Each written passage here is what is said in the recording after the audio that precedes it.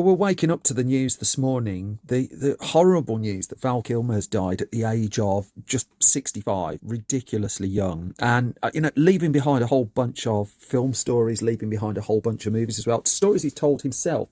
His book, I'm Your Huckleberry, it's a really bumpy read, but it's a very candid read about a whole bunch of films that that he was involved with, that we still talk about to this day. Kiss Kiss Bang Bang, True Romance, Heat, of course, Thunderheart with Michael Apted in there, and then the top. I mean, I could list the films that he's known for. I do just want to touch on his my favourite Val Kilmer performance, though, which is his very first movie, Top Secret. And I just think Top Secret is an extraordinarily funny film, and appreciating not everyone loved working with Val Kilmer, and Val Kilmer didn't necessarily love working with everyone he worked with. I think I'm delicately, tonally jumping there.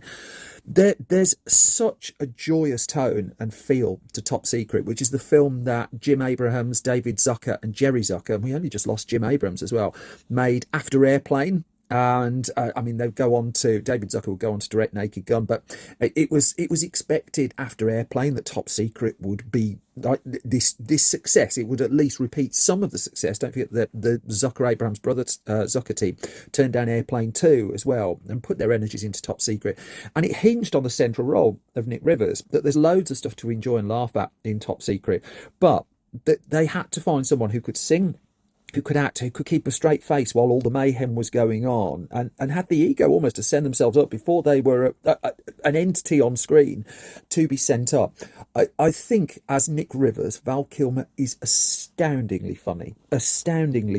And, whenever he went near a comedy role, I just think, he really showed a very, very rare aptitude for just mining laughs out of fairly ordinary situations. There are, the internet's going to be awash with recommendations of films of his to watch, not least the Val documentary that came out, I think it was in 2021, where he's on camera and being fairly open again about the stuff that he was up against in life, some of his demons, and some of his experiences making films as well. There's a bit in the Val documentary where fans are coming up to him and talking to him as their Batman, and his time on Batman wasn't the happiest by most accounts, but to see 20 years later, once the media furore has just calmed down, people going up to him and cherishing what he did in that role and him appreciating it was really quite lovely. For me, it's Top Secret, though. I'm going to dig out Top Secret, have another look at that. I recommend you do the same. Rest in peace, Val Kilmer. Do check out his book. What a legacy and life to leave behind.